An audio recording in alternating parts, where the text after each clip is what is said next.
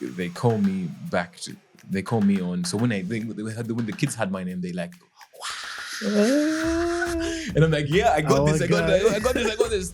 But before I step onto like the podium where I'm going to go and give my speech, there's this guy. I remember him so clearly. If I met him in town or like at a mall, I know his face. He was in my class. He was in a class but in a different stream. He came and told me, Caleb, those girls have twerked. They give me 2K. I will twerk for you. I swear. And he was a guy. He was a guy. I'm not going to become a puppet just to get your vote. I'm not going to degrade who I am just to get your vote. So I was like, you know what? You want a sample? So I sang the song. So in that period, there was Charlie Puth's One Call Away was one of the hitting songs. Sample. So I'm like, I'm only one vote away. I'll be there to save the day. I'm like, I'm only one vote away. Then I had them singing the same thing.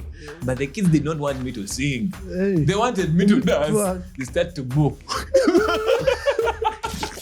The girls I've tried to sing, but the girls have drunk. The history was, whenever someone was standing for entertainment prefect, it usually was mostly the girls who were going through. Why? Because the girls would come and shake their buns on open air campaigns. You get? So what was your plan? My plan was simple.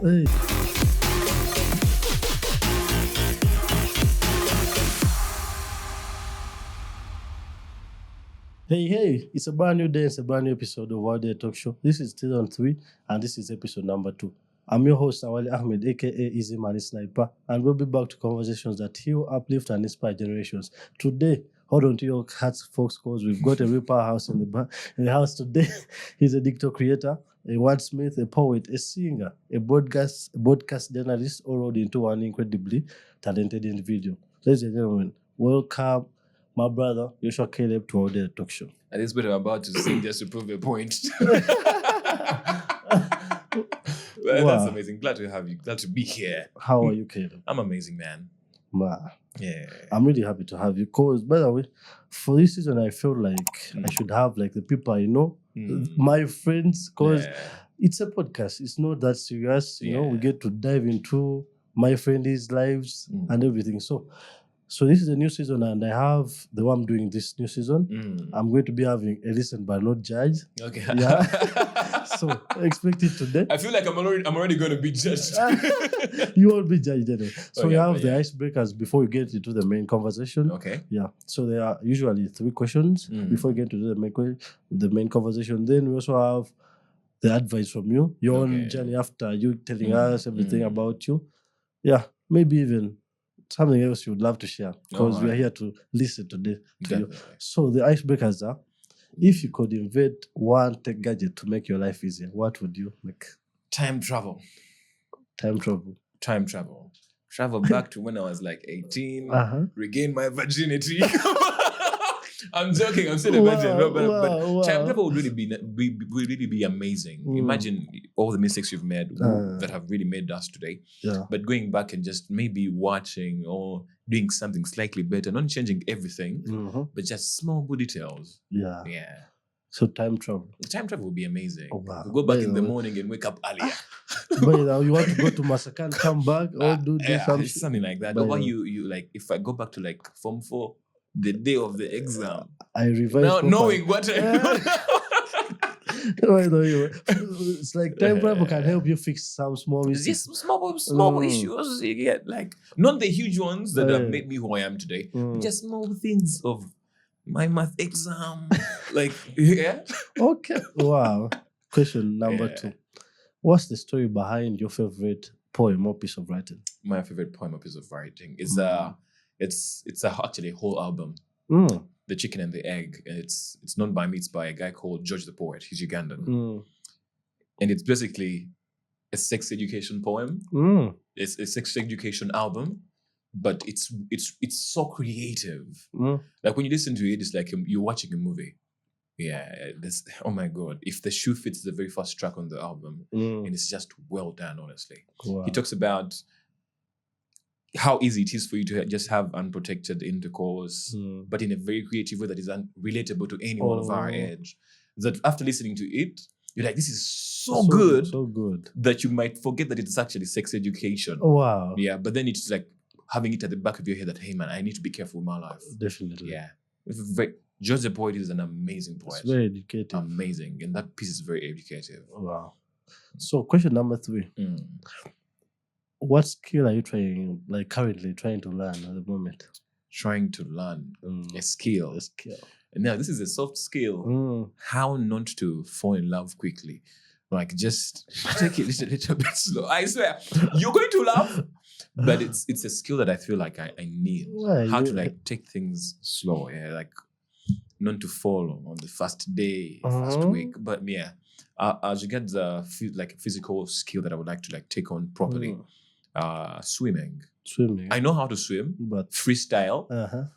But other than that, I can't swim just for fun. When I go swimming, when I'm swimming my freestyle, it's mostly to stay alive. But I like to just be there and float in the pool. I want it to be smooth. Yes. Yeah. And the problem is I had gotten a swim teacher, but it was a girl. You fell in love? No, I didn't fall in love, but I was like, this could go south very easily. Imagine teacher is like holding you by your stomach, float properly. And then things just go haywire. But yeah, I think that's one of the skills that I really want to improve right now. Yeah. Swimming, but also the falling in love part. Like, I feel like my heart is tired. Wow.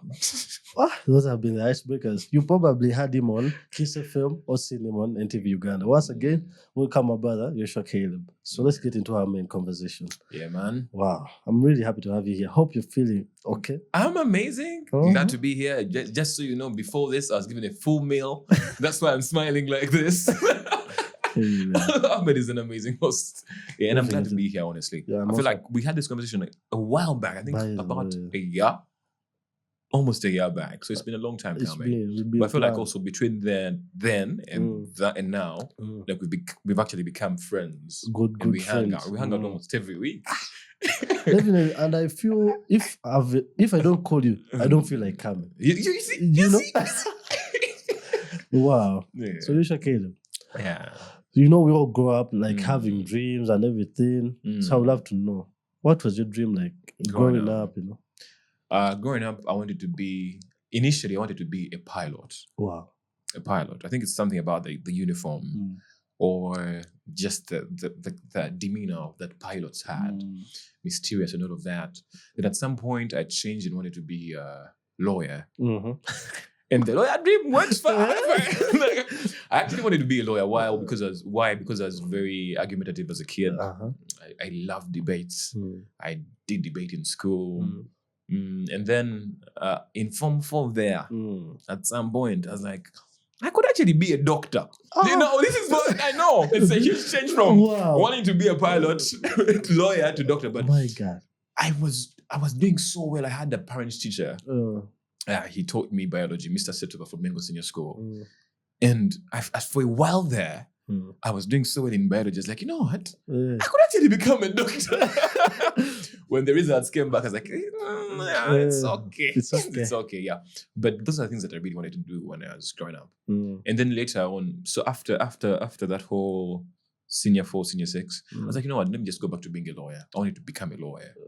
And that for a very long time, I just wanted to be a lawyer. Wow. Yeah. So senior 4, senior 6, A-level, you were still like, the passion was being a lawyer. I was like, I actually want to do law. So you hit uni? Yeah, so I wanted to do law. This is all before the results come back. And most of all of my friends, my cliques, the Jamadas, Primars, all these guys, all of us were in literature class, wanted to be lawyers. But then also, apart from me, through that whole journey, I was one of those kids who was always in MDD. Somehow, from primary, I was in MDD, music, dance, and drama.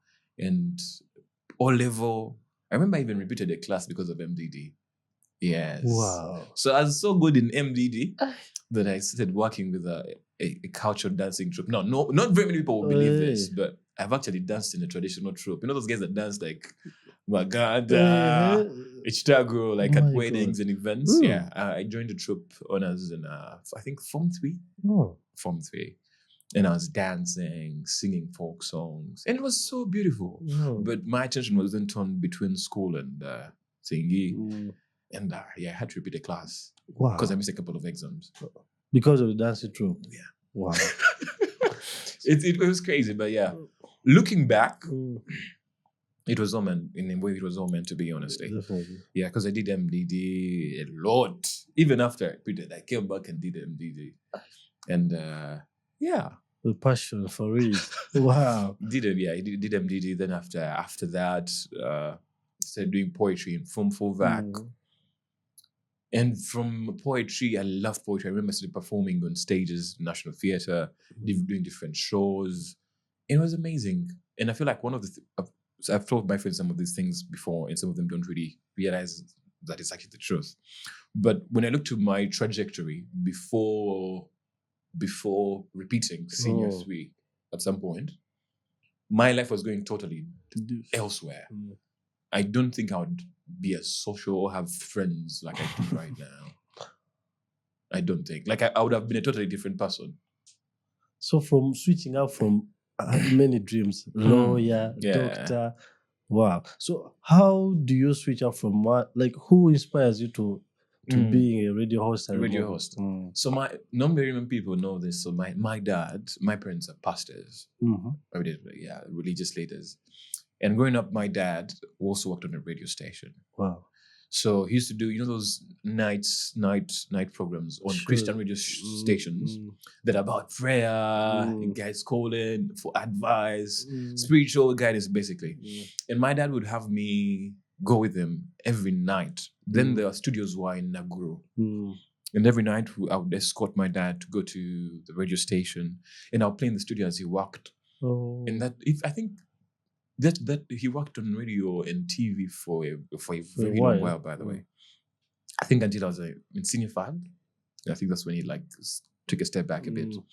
But looking back, me being in the studio with him had a very huge impact. That then later on, when there were opportunities about kids in media, I think there's a UNICEF Day of Africa, Africa Children's Day of Broadcasting.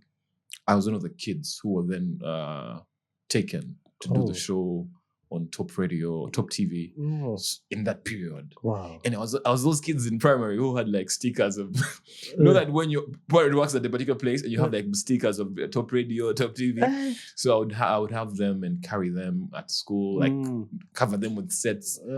Yeah. And it was, I think, that whole environment, being around those particular media places. And also me following my dad and just escorting him on those nights had a huge impact on you today. Yes. Wow. Yeah. I was, and to the point that then later on, as a growing teenager, of course, your tastes change. You go through adolescent. You, as a very staunch Christian boy, now you want to pave your own way. I started to be still now as listening to not just Top Radio and Kampala FM, but also listen to XFM. And I was with those people who call in. I remember one of my favorite shows was After Dark by Laura Biaruhanga. It was amazing. And for me, all those different experiences then made me I love radio. And then I don't think I had considered ever being a radio host. But I have an older brother of sorts. He's called Stone. And in that period, he worked at Kampala FM, the English station. Then he also worked at NBS when they just opened up. So it's that person that you actually look up to as regards their journey. And he was the smart kid when we were growing up. He was older, but all of us, he was setting a benchmark in a way that, hey, Stone did this. You have to do something either bigger than that or like that. So yeah, I think those are things that really inspired me later on. But then as a kid, I was you know what? I maybe one day I will. Yeah. So Form 6 VAC, I got my very first radio gig. Really? Yeah. Without any training? Well, let's say all those things were training. Yeah, but I got my very first radio gig in Form 6 VAC. Wow. Yeah. It was interesting. Where was that? It was Kampala FM. Kampala FM. Kampala FM. Kampala FM is the English counterpart for Top Radio. Top Radio. So, cause I've got to know Media Challenge Initiative. Yes. Which also played a huge part. Yeah. So you after joining, I think, university. That's when because it's something that works with universities. So what happened, Ishak, a very, very good mutual friend. Yeah. So I think I met Ishak through poetry. Oh. And we're very good friends. He was also doing poetry with Verse and Vag. I was also with Poetry Verses. So Ishak invites me for the awards ceremony, the MCI award ceremony. I think it was happening at Serena. So I tell the girl that I was having a crush on at that point. I'm like, hey. You want to come too? Do you want to come to as a +1 to this particular event? I go pick her. We go to the event. It was amazing. I remember watching all these guys that were excellent at the things that they were doing. Guys who were doing different types of journalism. Now, I think at that point, all I knew is that when you're a journalist, you're a journalist. Complete, you're just a journalist. Then at that award ceremony, I got to realize that, hey, there's different categories. You can do different things. And from that, I got to know about MCI. Yes. So then later on, when I was in my first year of uni at Victoria, I was like, oh, there's this program. And then it is an experience, honestly. Very beautiful program. So I go to, actually, one of my lecturers at Victoria, Antonio Chisombo. He goes ahead and tells me, hey, there's this thing, MCI, and he's one of he's the head, I think, head of operations. He's like, hey, we need you, head of training. He's like, hey, you can come through and be part of the program. Wow. Yes. So we talk about it, and later on I go. Wow. I go, and after a series of training, so there's an expo where you just go and try out different things. Then there's a training. Then after the training, you go for a fellowship that goes up, I think it's across 6 months, but a couple of weeks, and you tackle different aspects of journalism in each one of those different weeks. It was amazing. I feel like, and when I look at all my friends with whom we were in MCI, if I start to name drop, all of them are at huge media houses and doing amazing work. Yeah. So MCI, in your own opinion, because it has really shaped the likes of Big Boy Shaq, our good friend. We've also had Yada Wanjiko on this podcast as well. Yeah. Yourself, you're here today. What would, in your own opinion, what would you say that are those critical skills MCI helps to develop in their participants when they come through? It's honestly a huge list from just confidence and also knowing who you are as a person, as a journalist as well, figuring out who you are, what you want, to pitching, to actually having a brand as a person. There's a whole long list. But I feel like the most important things about MCI is how you can easily be a one-man army. Wow. But if you're put in a position where you had to do everything on your own, you can do it. If it's camera work, if it's editing, video editing, if it's audio editing, if it's just being an anchor, if it's preparing a show, if it's producing a show, you can do it. By the end of the whole program, and this is coming up like an ad, so Abbas. Abbas. But on a serious note, they're doing amazing work. Yeah. Like I told you, everyone that has been through MCI is doing amazing where they are. Definitely. Tracy Kansime, who's now with NBS. There's Yada with KFM. There's Arinaito Ehana. There's Ishak. All of them. Bella Atwine, who's now with, is it DW or CNN? All of them are doing amazing. All of us are doing amazing work. Everyone, when you look at the media houses right now, I assure you, it is MCI. If we had a small, whenever we have those get-togethers, alumni events, all of us, it will be the whole of Uganda's media industry is in there. So it's those things. I feel like there was a huge need for experiential learning. Experiential learning is where you actually go away from just reading about the things or from the lecturer dictating things to you, to you actually holding a camera, to you manning a radio station desk, to you editing, because we were given projects whereby then you would have to go, like for example, you do a short story, you edit it all through. You do a small documentary all through. And these are then how you get to graduate. Yes. Wow. And even now, luckily for me, even before I finished the MCI program, I had already gotten a job. That's good. A job. Remember, I had worked in Form 6 VAC at some point. I was like, but then I was like, you know what? I need to like just up my capacity. So at some point, I leave for like another job, which was also better paying at the moment. I in that period I worked like as a personal assistant for a couple, and worked in like a store. And it was an interesting experience. But from that to then actually doing the whole experience, like the radio presenter, Joshua Caleb, who was on Kampala FM in my senior 6 VAC, is a different Joshua Caleb to the Joshua Caleb that I am right now, wherever I will be. And most of that is accrued to MCI and the different life experiences that have happened in between there. Yeah. Wow. So if you'd give any advice to someone aspiring to be like in the media house or journalism sector, before they join those initiatives or anything, what would your advice be? I think whatever you do is ask yourself, what do you really want? What do you really want as regards your life generally as a big picture? What are the things that you believe in? That then those things will speak into who you will be and how you basically be, what kind of journalist you will be. But also, mine is God. I feel like for me, the question was, hey, God, these are the things you've given unto me. What can I do with them? And which is a question. I'm a staunch Christian, for those who don't know. That God has given you all that you need to be who you're going to be. When we're born, all those things that you found yourself liking by mistake, like you're like, I just like games, or I just like football, or I have this undying passion for just conversation. God has given you all the skills that you need to be who you for who you need to be.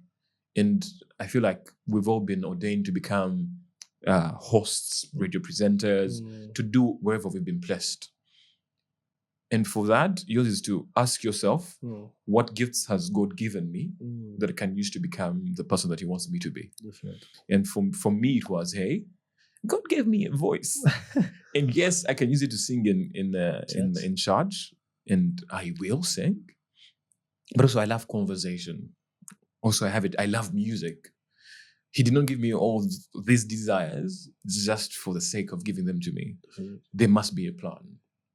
And yours is to allow yourself to get skilled in the gifts you've been given. Because you could easily have the gift, but if you don't get skilled in that particular gift, then you're not going to use it to its potential. Full potential. Yes. So it is, hey, I have this gift. I need to polish it and get better skilled at it. That then, when I ask myself, what do I want to do? I'm not starting from scratch. Definitely. I'm starting with the things that I already have that then lead me into spaces. For example, it is my love. Look at it this way. It is my love for poetry that takes me to the poetry program, start doing poetry. I meet like-minded people like Ishak, who are like, hey, by the way, there's this MCI thing about journalism, which is basically the same, like it's about really speaking and being outspoken and just having fun well at it. There's this journalism thing. And like, oh, we go for the journalism thing. Each and every step of my life from MDD, there's a reason why I was in the boat in my class. Because if I had been in the boat, you would have forgotten about the MDD. You did. I would not have excelled in the other things that made me who I am today.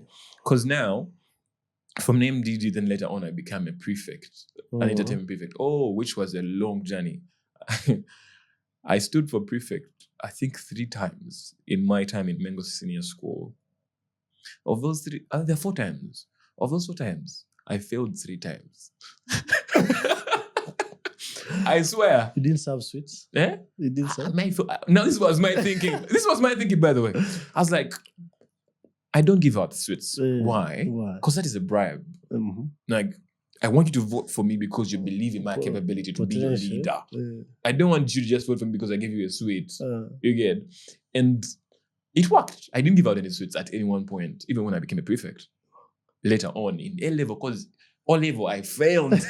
Totally. I'm gonna tell you, I tried. Yeah? And there's usually that stigma on failure of hey. So they would call you a political failure. So many times. 3 times? Bro! You came back the first time? And my friends were not the good friends. They say, man, don't worry, you get it next time. No! They're like, why don't you give up? They'll ask you, but why don't you give up? Don't you hate the embarrassment? Yeah? But for me, it was like whenever they brought the tallies of the votes. The votes. And I'll go through them like, this many people believed that I actually could be a leader. The ones that voted for you. Yes. And I could see the steady progress. From senior 2 when I stood and I failed for assistant furniture prefect. To form 3. Yeah. Then I from 3, like from the somewhere I went for assistant house prefect, and I'm failing. But I could see like the numbers were growing. I'm like, and I remember I had a conversation with my dad. My dad is an amazing inspiration of mine. And he was like, and he said, these many people, even if they're just 100, these 100 kids who saw Joshua Caleb Muginza and they're like, I want to vote for this guy. I think he's a good leader. And for me, that's one of the things that really kept me going. Definitely. My buddies, and we'll joke about it like, yeah, political failure. And we'll play about it. We'll just joke about it and just be like, hey, that happened. But I'll say that these many people believed in me. And my friends were, like I was telling you, my friends were savage. The likes of Delane, Brandon. And they'll tell you, man, why, like, really, why don't you just let it go? But the thing is, knowing that there's a few people who believe in you, even if there are 2 people, which could have been my dad and my mom, and then my siblings, who are also a huge number, that also, like, really, honestly, for me, kept me going. So, from that, later on, how I win my election, remember, I'm not giving out sweets. So, all A level, I come back. I wouldn't want to go back for A level in Mengo. You know, when you, like, there's a thing of when you're somewhere, you're always comparing to which schools are better. And I feel like I was in that space where I always look into changing schools and be like, no, you know what? Let me go to KCB or let me go to Marcos. So, but I remember after my Form 4 in Avac, I had a friend of mine who then was my best friend. Then later on I had a crush on her. Then we had like a tour going to different schools. And I realized that, hey, of all the schools that we visited, I enjoyed Mengo. I loved Mengo. One, it was a day school. I was able to do other things apart from just be in school. But also, the facilities were better. Honestly, there's a school we went to, I won't mention the name. It's honestly just has formal and the whole prestigious thing. But I was like, nah. I'd rather be in Mengo. So I go back in Mengo for A level.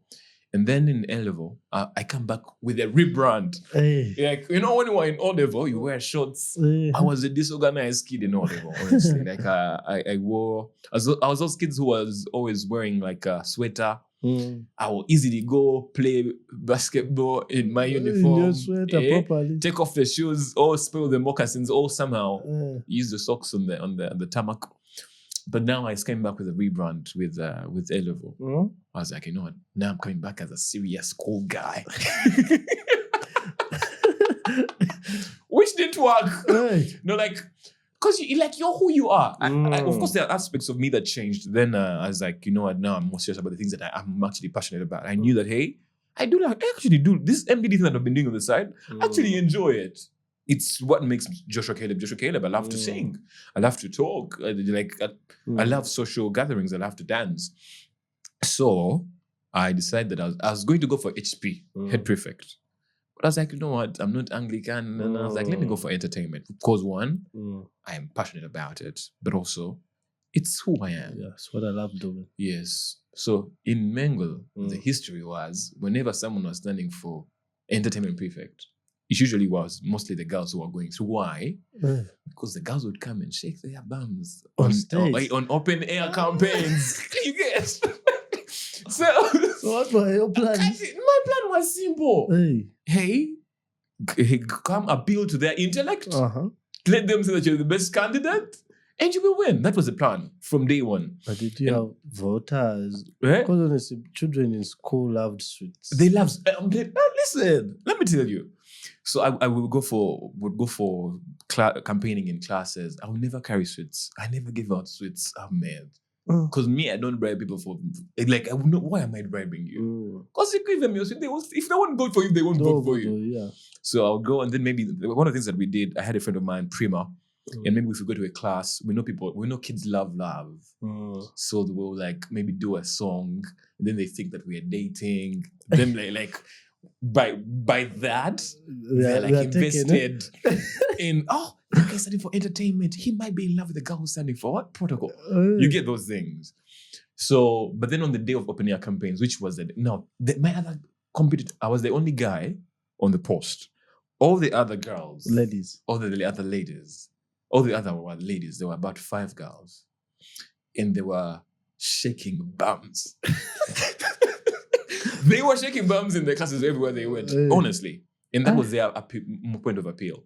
I remember I had one was in my class, and I was like, out of respect, I will not campaign in our class. I'll leave you to be the one who campaigns in our class. Oh, wow. You get? Because I'm being a gentleman. You get? I feel you. But the day comes of open air campaigns. The girls go on. The girls twerked. Bro. The girls twerked. And the kids were shouting, wow. Like, imagine for the 4,000 kids shouting, wow. They're laughing. Like they're enjoying the whole show. And then it was my time to come up next. So because I had been doing rounds, they call me back to. They call me on. So when when the kids had my name, they like, wow. And I'm like, yeah, I got this. I got this. But before I step onto like the podium where I'm going to go and give my speech, there's this guy. I remember him so clearly. If I met him in town or like at a mall, I know his face. He was in my class because like he was in a class but in a different stream. He came and told me, Caleb, those girls have twerked. Give me 2K. I will twerk for you. I swear. And he was a guy. From Vibe, he came in. I think he was in one of those science classes. He told me, give me just 2,000 Ugandan shillings. I will twerk for you. Wow. I was like, nah. I went to, no, I didn't pay. Hey. No, I was like, no, not twerking, Sebo. I'm a gentleman. Because now it's a guy who wants to twerk. Bro, what are you trying to do? So I go onto the podium, and I'm like, hey, my name is Joshua Caleb Muyenza. Repeat with me. The kids repeat, Joshua Caleb Muyenza. Joshua Caleb Muyenza. So then they start, Sambo. The kids are asking for me to dance. Sambo. But I was like, now me dance? Because now I was so full of myself as well. Yeah. I'm like, and my thinking was, hey, I'm not going to become a puppet just to get your vote. Definitely. I'm not going to degrade who I am just to get your vote. So I was like, you know what? You want a sample? So I sang the song. So in that period, there was Charlie Puth, One Call Away was one of the hitting songs. Sample. So I'm like, I'm only one vote away. I'll be there to save the day. I'm like, I'm only one vote away. Then I had them singing the same thing. But the kids did not want me to sing. Hey. They wanted me to dance. They started to boo. The boys. Bro! And you hear the guys boo. Oh my God. Now that honestly, that broke my spirit. I was like, hey, wow. The girls have twerked. The girls have tried to sing, but the girls have twerked. So we come out, and I think we're going to vote the next day or like 2 days from that day. So I remember we had gone to do a run in the hostels around school. And I remember there's a kid, he was in Form 2 or Form 3. And he told me, Caleb, me honestly, I'm going to vote for the girl. She twerked. She said the girl was Treasure. She's like, there's a girl who was called Treasure. She was pretty. He was like, I'm going to vote for Treasure because Treasure was pretty and she came and twerked for us. And for me, it's in that moment, I forgot about the fact that I want to actually get this guy to vote me. Yeah. And I told him, hey, I totally understand if you want to vote for Treasure. I just feel that your reason is not because she worked and she's beautiful. Because this is a leadership position. Yes, it's entertainment, yes, yeah. But serving. The reason why you're choosing your leader shouldn't be because they dance well or they try dance for me. Like, are they willing to actually do the work that you want? Definitely. From that particular post? And I told him, it's okay for you. It's okay if you don't vote for me. But me, what I want you to change is get a better reason for why you want to vote for someone. Get a better reason. And we had a conversation, and at the end, he's like, okay, you know what? I get where you're coming from. I'll vote for the person I think has the most. He didn't tell me who he was going to vote for, but he told me I'll vote for the person who has the best capability. Yeah? And later on, of course, after the voting, he came and told me he voted for me. But for me, that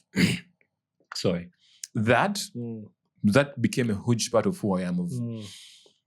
I don't want you to do something. I don't want you to like me because of anything that is superficial. I want you to like me because you believe in me. You believe that I can actually do that. You believe that when I say something, I will do it. Not just because you saw me somewhere and you think I wore something that was nice. Like, that moment defined some of the things that I believe in. That when later on, when I won that election in a landslide, I was happy with how I felt. Because I was like, you know what? I stood my ground about the things that I believed in.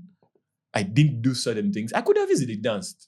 And maybe they would have still voted for me. But I was like, then what does that say about me as a person? That I'm willing to change my beliefs if it's going to benefit me? It didn't come off well for me personally. So I was like, you know what? I stood my ground and still won. Definitely. Also, and I feel like that comes into like a whole, even when you come here to Uganda now politics, I feel like it then makes sense that I don't want to vote for you just because you make me happy sometimes. I want to be able to listen and be like, hey, Ahmed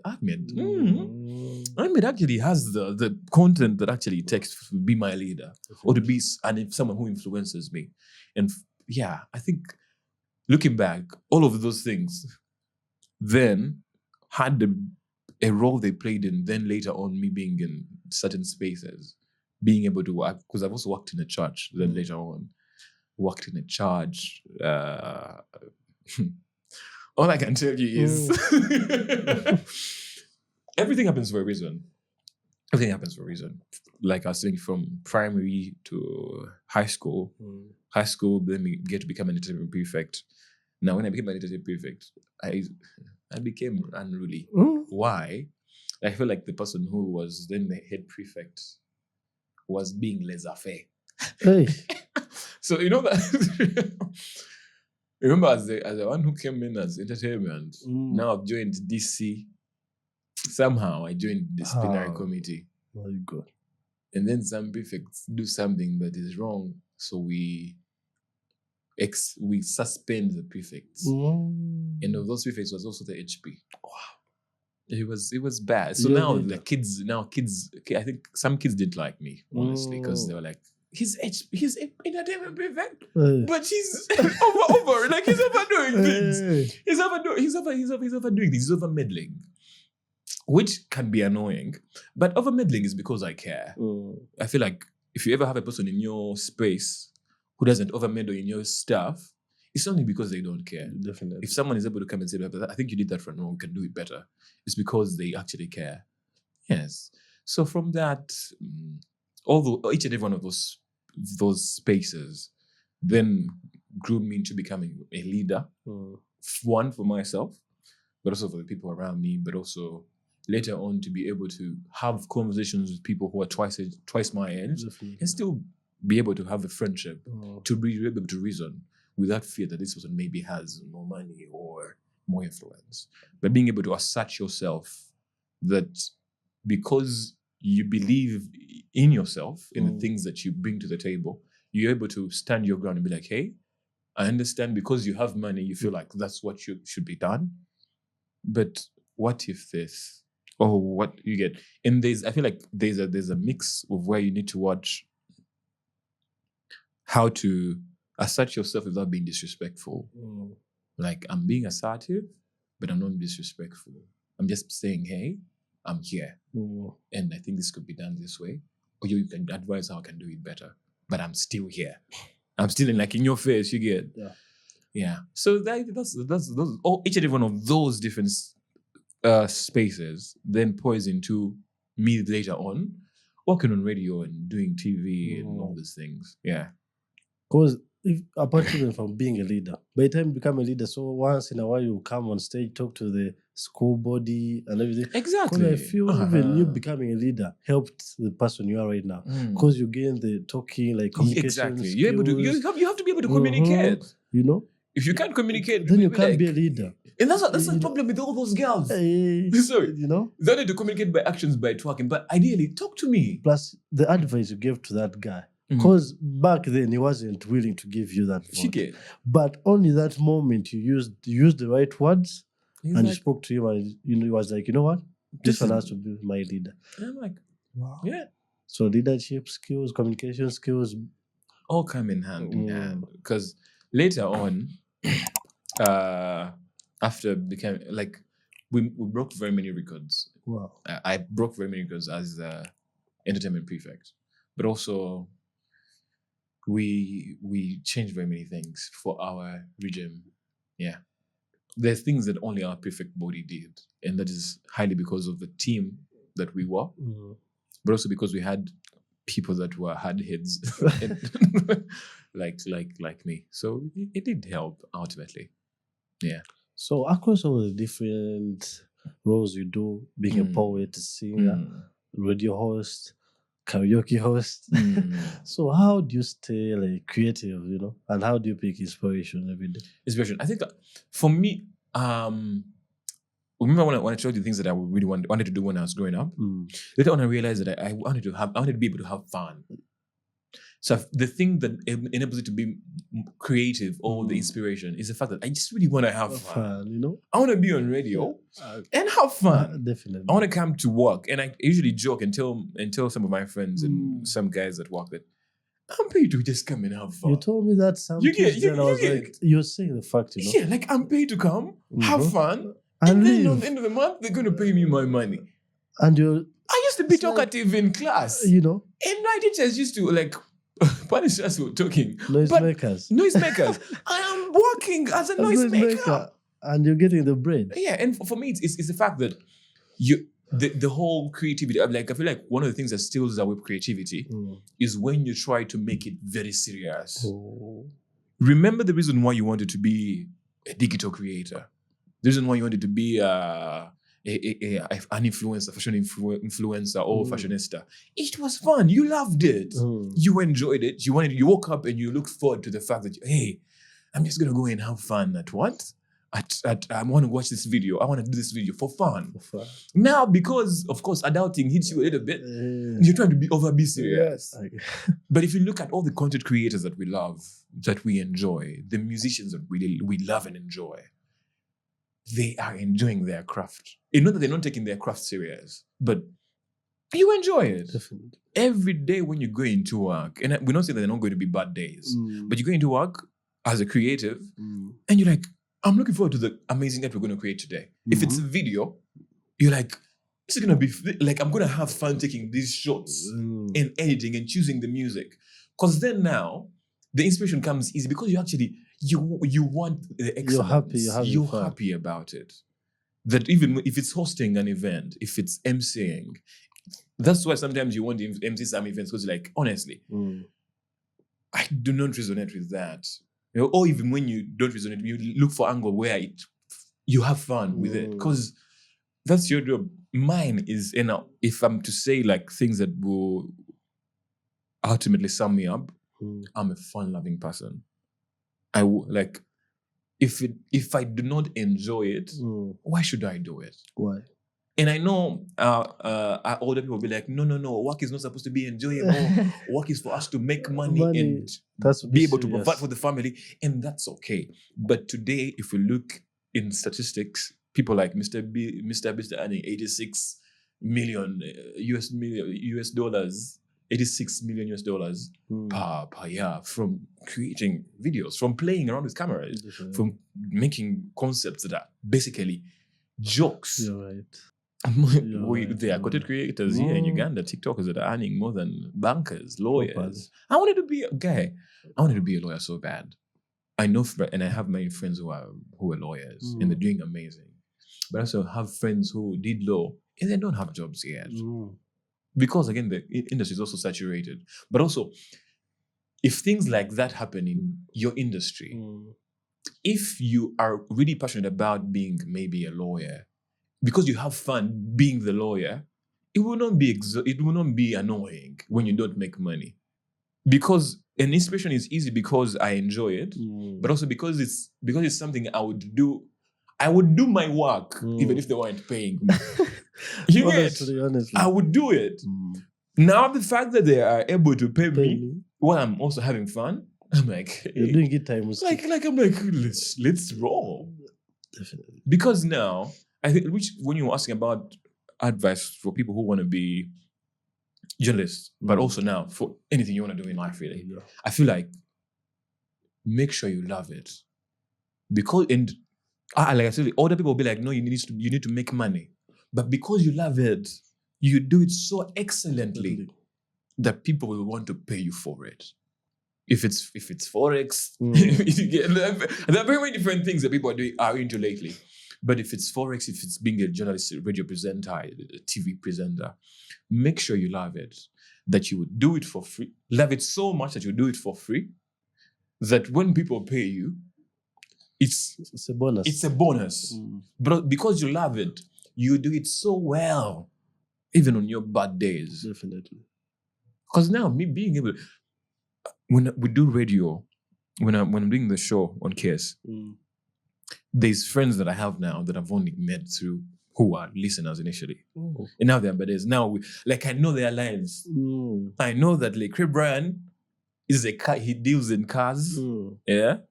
And he loves women, preferably big bummed women. But these are all facts about him. Definitely. And he likes Russia. I know that Amanda has been in 3 relationships. I know that Jaden was cheating on his girlfriend sometimes. But this is a funny thing. I get a front seat at people's lives when they call in and tell these stories, or when they call in and just checking about what their day is like. Yeah. Basically, the same noise making from behind this class in Senior 3 East. Yeah. But now the difference is that now I'm able to do it with different people and get to make friends and best be able to listen to people's stories. Definitely. And just have fun. Play people music that I feel is really cool. You get from now me with the way I used to live. I grew up in a Christian family. The way we used to do things was we don't listen to secular music. Really? Hey, why are you listening to Nyimba ZNC? You don't listen to secular music. Gospel. Okay, one of my older brothers is actually a gospel musician now. But the thing is, from my experiences with secular music was I had an elder cousin who was like my sister, and she loved Chris Brown so much. They're with you. Eh? Those are the songs that we were listening to. And she'll introduce me to the cool music. And my early memories of just listening to music that wasn't necessarily just gospel that wasn't just Makoma. Then those who know Makoma, the gospel band, that wasn't just Makoma, was listening to radio while washing utensils. You put in your headsets and you listen to radio as you're washing utensils.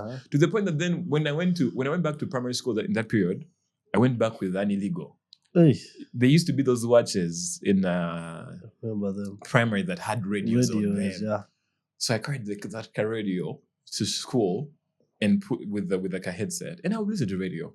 And it was that was that. And now I used to wonder, what is the person in studio doing right now? And now I get to be the person in the studio. Wow. Who's choosing music. I'm oh, this song is amazing. I get to talk about songs that I love. I get to do all these things that I love. I love music. The radio station where I work, Kiss FM, ours is hot hits for Kampala. Mm-hmm. So I love hot hits. I get a chance to play hot hits. Good music. And to get good music and get to talk like to people, which is honestly for me, if they used to say about callings, like I told you, my parents are pastors. So when they talk about what your calling is, all those things, I feel like I'm in my calling. I'm in my calling. And I'm going to explore every gift that God has given me until I'm like, you know what? I want to be like 60 or 100. I'm like, yeah. Just having fun. Mm-hmm. And I know whenever I say just having fun, it has an unseriousness. It comes with it. But you know that meme that goes, don't love your job, job your love. Mm-hmm. And it sounds stupid. And now I'm trying to defend that chick. But basically, I think what she meant to say was, don't just love a job, but find something that you love and make it your job. And that is it. Definitely. Well, you brought me back to a time we had that intro here. You said every time you feel lazy, that makes you remember that you don't love what you're doing. You get it. He told us, by the way, I love my job. Because he's never forced. Every time guys call him to come to the studio, it's like, what time? Because he loves what he's doing. So it takes me back to what you're saying. If you love what you're doing, you're definitely going to have fun with it. And it won't even seem like you're doing some work. You know, by the time they pay you, you're like, you know what? Why we now have more money to even have more fun. So, it's okay then. So on the bad days, as you talked about it, because you said, so is work. You can have a bad day, good day. So how do you stay positive? Because being a radio host, honestly, you won't come with your sadness or you're having flu, you know. You still have to engage with the listeners, give them a good show. So how do you manage to keep positive, you know? I think it's ultimately being honest. Being honest, one with yourself, but also with the listener. Yeah. I'll tell you, the people who are listening to Kiss, they know when Joshua Caleb was in love. They know when they broke his heart. They know, but also, it's in a way, it's content. Because the day you had a bad day, why do you have a bad day? Yeah. Then you open up the show and be like, hey, it's Joshua Caleb on Kiss 100.9, not it's for Kampala, and today my day is going so bad. When we come back, I'll tell you why exactly. Now, and because again, it's a family. Me and the listener are basically one huge family. That when I come back, he wants to listen to what happened in my day that was bad. Then when it comes to my bad, I'd be like, man, this Boda guy splashed water on me. I was drinking white. It's just, that's all content. It's a bad day. But talking about it. But also because I enjoy it, I will show up. The showing up, I will show up. But also I will use my misery as content. As content. Because it is what it is. But also now, think about, remember, because it's a job you love to do, something that you love to do, it is basically your therapy. That when I'm my friends that know me know that I overshare. They know that I overshare, that I'll come and just tell you something that is a whole lot personal. Yeah. But for me and mine, the fact that I've shared you with it, I'm feeling a whole lot better. And because of that, because I look at my work as something that relieves me, something that I love, it's like therapy.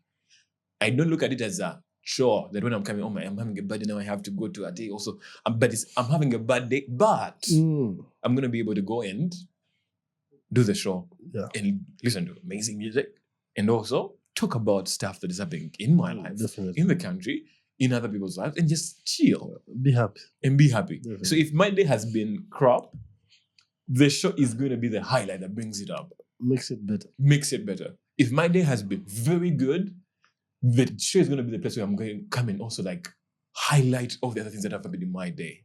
It's still in the show. Because again, it comes back to it's like content. If you look at an example of comedians will turn their lowest moments of life to gold. Like gold. When you listen to Dave Chappelle, one of his latest specials, when he talks through it, he's talking about things that otherwise would be a sad story. that this guy was raised in this place, then he was cancelled, then lost his job. But it comes down to how you package it that it becomes amazing content. Because then people are paying money to come and listen to his stories of things that he went through that were bad things. You get when people like Salvador tell you about their stories about my wife did this, like, oh, when I was vibing my wife, she had. It's something which in the moment was so terrible, but he got past it, and now it's content, and you're paying to come and watch that show where he's doing his comedy. Definitely. So it's the thing of everything that happens in my life. I know I'll one day talk about it properly. You get. I remember. So I got circumcised recently. Listen. It has just reminded me of that Tuesday. It's not one of the after I got circumcised. I had some bandages. Those are the bandages you're talking about that you saw Tuesday. On that Tuesday. Yeah. In that whole period, no one knew. But I know one day I'll talk about the challenges of getting circumcised as an adult and how weird it is. Painful it is. It's not painful. I'll say that it's not painful. But you see, you listen to kids, I'll tell you the story. I'll definitely tune in because I'm ready for that. But it's like it's all those things. And I remember going through that whole experience and I'm like, this will make a very interesting story. Definitely. And one of the punchlines is that, man, you don't know how hard an erection is until you've just gotten circumcised. Let me tell you this. That day I wanted, because after you were leaving, I saw it and I was like, I had so many questions, but you were like, let's keep calm. My God. Anyway, it's been a journey. Yeah, it's a journey. I remember when I told one of my bosses that I got circumcised when we were at war. I think I should have showed him a message. He's like, "Oh, that's nice. That's nice." And it's just like an interesting experience. And I think for me, what it reminds me, what the whole experience reminds me of is, hey, allow yourself to experience new things. That then you should, like, don't be scared. Because man, I was scared. I made that appointment like 4 times and didn't show up. What's it? Let me tell you this. If I wasn't, I wouldn't. You would. Now you will come and I preach to you. You need, if you like, you need. You can go without it, but I think it's an amazing thing to do. If I've learned something from you, it's like you share everything. Because is there someone comes and says, I have secrets to make about Joshua Caleb? I will tell my sister. You're telling. Because every time we meet, it's like I have something to tell you. You have something to tell me. You know? I feel like so communication is also like that way of there needs to be things that I'm learning from you as well in our conversations. I'm not saying that if I don't, I will not talk to you, but also also needs to things that I share with you that basically iron sharpens iron in a way that then your friends need to challenge you. Your friends need to challenge you. You need to challenge your friends. But also, one of the things that I know causes depression is being able to, you keeping quiet about your things. Me, I'm not depressed. I can't be depressed. Because I'm going to tell this story. I will tell things that are happening in my life. My secrets are like scattered among my friends. And when I tell them, they laugh at me. But they laugh, like being able to share that is... You're already getting it It's already like it's helping. For me, it's one of those things. So I overshare. I do overshare. Though not with my parents. So the things my parents don't know. Very many things. Let me tell you. Me, I'm still a virgin according to my parents. And it's the truth. Hey, Leb. For the time I know you.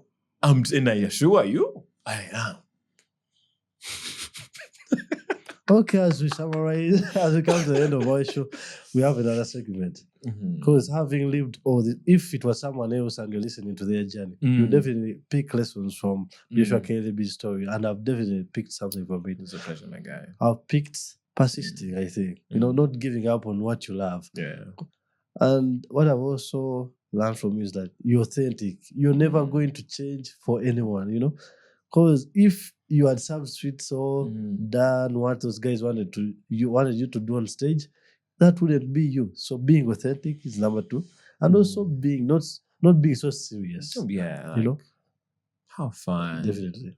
Guys. So I would love to know, what lessons do you get from your own story? From my own story. I think for me it's always gonna get better. Like it's always going to get better. It's only getting better. It cannot get any worse.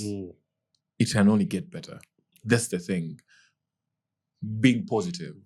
There's times where it's not like a sub story, but there's times where I wondered, like, is this stuff gonna get like better at some point? But it does. It actually does get better. It's only getting better. And I think 5 years from now, 10 years from now, we'll have similar conversations, and you realize that stuff only gets better. Properly. One of the reasons why I say it will get better, I look through my Google photos, like old photos, and we are totally different people.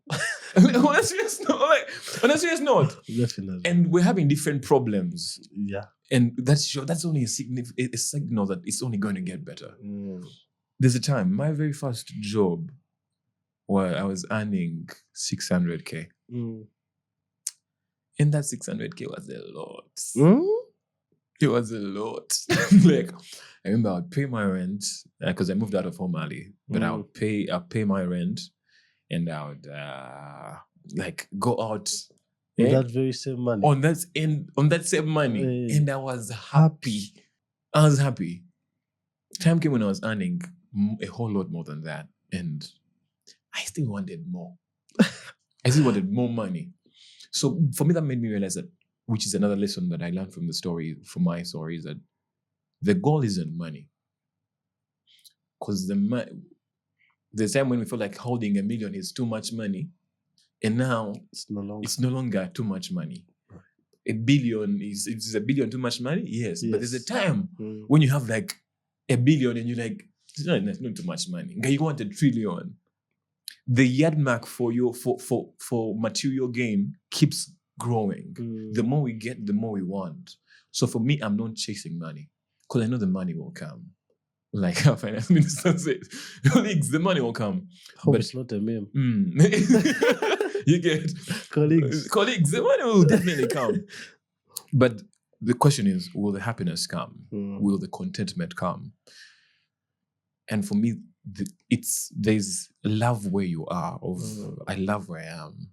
I'm not comfortable in settling for less, but I'm loving where I am because I know at a point I'll have better. Yes, we always tell ourselves that we're working for the future, we're working for better tomorrow. Yeah, that tomorrow is never gonna come because tomorrow you'll look forward to another tomorrow. But when you look into your day, ask yourself, what am I doing for tomorrow? What am I doing for today? What I'm doing for today is I'm enjoying my right now, that when tomorrow comes, I'll not have regrets. And when tomorrow comes, I have done something that is going to better my tomorrow. Yeah, however small, but it's towards my tomorrow. I'll still enjoy tomorrow as it is happening, being alive and being present. And for me, it's not money, it's the happiness. What does happiness mean? Community and being able to do things that you love. Community comes with friends, family. Because I think for me, one of the challenges growing up is once you've grown up, you realize that, hey, you used to have so much time, but no money to do the things you want to do in that time. Yeah. And now maybe you can afford to do those things that you wanted to do by the time. Wow. And now you want to hang out with your siblings, young siblings. Today was my siblings' VD, but I visited them last week. That's why I was able not to go today. But now I look for time to hang out with my very own siblings. You know? And it's hard to come by. Just like you said. You get. I also have a VD today. But, even my dad was asking me yesterday night, like, are you going to go? But what I did yesterday, I went out, like I at least bought something for them. Then I wrote, I won't be able to come, but here's. Yes, yeah. So it's those things of the money. We're always going to be working for so much money. We always want to need money. But now the things that become precious are community, friends, family, and doing the things that we love. I want to hang out with my siblings more. I want to be able to be there for them. I want them to be like, hey, Joshua was actually there. Joshua is a good brother. Properly. So when I visit them they don't know. They think I just have money to spend. But when I go to them and give everyone pocket money and give them like grab, I want these kids to be able to talk about me in their graduation speeches. You get? But also I want to have that relationship. I know the things that I didn't tell my parents growing up that I could have told to like a peer, that I maybe told my friends when I had like a crush. I want Josiah, I want Esther and all of my other siblings to be able to want to talk to me properly. But also I want to be there for them financially. So when they call me like, man, I need pocket money. You get? But all those are avenues for me those avenues that now define what happiness is. At a point, happiness will be getting married. Yes. Not yet, but at some point it will be. No, it's the truth. So, but also the examples that we have of people who are rich, like Bill Gates was divorced. Honestly, let me tell you this. Like how? Whenever you... honestly, I feel like the rich people even are not in love, honestly. If many rich people are not in love. They have so much money, and some of them have the love as well, but like, you ask yourself, do they love me for me or the money? That's a question you told me to never ask myself. Like, you never ask yourself that question, but the reality is that it can creep up. But the reason why you shouldn't ask yourself that question is because being a people... Now, this is going to be controversial. You have to be like, love people who have their own money so that you cannot ask yourself whether they love you for money. Do you understand? Ahmed, if you're dating a chick who's maybe has the same money as you or richer than you, you will not ask yourself whether she loves you for her money, for your money. Proper. Because you know she's hardworking as well. She's making her own dough. But you're dating a chick who calls you for airtime. Of course, you ask yourself, does she really love me or does she want money? Honestly, Joshua Caleb has been a vibe. You know, having him here, thanks. I think would take even more than an hour to. Yeah, Lugambo. But we've definitely had something to take from this conversation, and this is why we definitely have these conversations because we never have them. So if we have a space like this one to have conversation that we feel free, it's never that serious. Exactly. You know, why would it date? Why would it date? Just everything is here. So lastly, the segment I talked about. Can you guess? Can I guess? Try guess. Well, you want us to dance? It's our listen, but not judge. Listen, but not judge. We're not judging Joshua Caleb on this one. We're just listening. So let's have it. Okay. It's your turn. So I just say things that then you don't judge me. I'm listening. And the rest of the viewers. Do not cohabit. She's going to eat your money. Yeah? And you also get tired of her. Yeah? If you can, stay virgin. If you can, yes. If you can, stay virgin. But if it's too hard, wear that protection. Don't die young. Yeah? Don't date broke girls. Leave them to work hard. Don't distract them. Let them. Listen, I'm telling you. We're not judging. Let them work hard because they are not doing well financially. You're distracting them from their hustle. Let them work. Let them work. Also, you work. When later on all of you have money, you can come and have a conversation that is not influenced by money. A broke person is going to be forced to do things they don't want to do because they want the money. And you don't want to be that thing they are doing because they want money. You get? That's deep. Wow. You don't want to be the thing they're doing because they want money. But also, really, work hard. Work hard. Don't. Even if she's rich, if she's married, don't do it, my guy. Do not date married chicks. Because that could be your wife, and then it will be a 14-year-old who's gay. You get? So if she's married, run. Run, my guy, run. And then have fun. Have fun. If you can, again, this is what I'm going to say it again. If you can. Now, I can't go back I can't take back time, but if I could, I would have stayed virgin. I want to ask why. No, I'll tell you why. Why? I was at church sometime, Then this couple was sharing that they were each other's first. Wow. You see, now it can't happen to you anymore. You see? You're like, wow, like you can't. Do you remember when you talked about time travel? You want to go regain it. But it's that there are certain things because of pressure around us you want to try. But if you're to do it, it's okay. That's your business. But do it only because you are 100% sure you're ready for all the repercussions. But if you can't, don't. Me, I would have loved, to like, after our wedding, I've gone up to the hotel at my honeymoon with my chick, and all of us are like, okay, so what do we do? you get it, right? Like, so what do I put where? Wait, you get that would be a very beautiful experience because then you're sharing it together. Like, so if you can, Bambi, don't do it. And then just find, for me, this is something that my dad said. I, like any other person, like any other pastor's kid or any other person who grew up in church, you struggle with your faith. Like any other person, really, people struggle with their faith. But find 4 things that you believe in, things that are your tenets that you cannot compromise about. And for me, the things my dad said were, be a believer, believe in God. Yeah? Get educated. And educated today means different things. It may not necessarily be going to school, uni or anything, but make sure you have the information, build your capacity about knowledge, things that you know. Then be hardworking. That if the education doesn't work, your hard working will come through for you. Then be disciplined. Because then, if the only way the hard work works is if you're disciplined. Like you're disciplined enough to continue to work hard, look for education, but also disciplined enough to still believe in God, even when you have doubts. Wow. And those things, I remember my dad used to oversay them when we were growing up. And there are things, even when I find myself in like compromising situations, I'm like,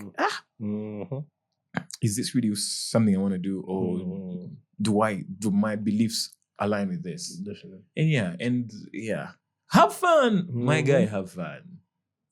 Have fun. It's never, and then are you dating Ahmed? This is how you know man is a player. Are you dating? Yes, I'm dating. You're saying it. But you're my guy. That's why I wanted you to say it on record. Okay, I'm dating. You're dating. I'm Joyce. If it was a new person asking me such a question. Not why I'm asking you is people be dating. They're hiding. No, I'm dating actually. I'm seeing someone. Yes, yeah. Wow. The other thing is be honest. This one we were having the conversation before with Ahmed. Ahmed, be honest. If you want jig, say it. If you want jig, say it. If you want marriage, say it. Definitely. You don't lie to our sisters. Me, I don't lie. I'm single. I'm look in the camera and say. Hey, I'd say it again. Yeah. Hey. Joshua Caleb. Joshua Caleb. Joshua Caleb. I am single. I am single, very single. Have I liked people? Yes. Will I like people? Yes. But I'm still single. I'm looking forward to marriage, which could be 35 to 40. We shall wait. But for now, I'm waiting on the Lord to speak. Yeah. And that is it. That is it, definitely. It's been our last segment of the episode. We listen, but definitely no judging here. No judging. Hey, I forgot another thing. I'm virgin, but I thought I'd say it earlier. Really. Listen, everyone, thanks for tuning in. Don't forget to hit that like button. Subscribe to the YouTube channel because you don't want to miss these conversations. And we're still having more and more conversations coming your way. So it's been Wowdid. Bye. Thank you very much for having me, Ahmed. Oh my God, man. It wouldn't Subscribe. even stop. It wouldn't stop. Because it's more than even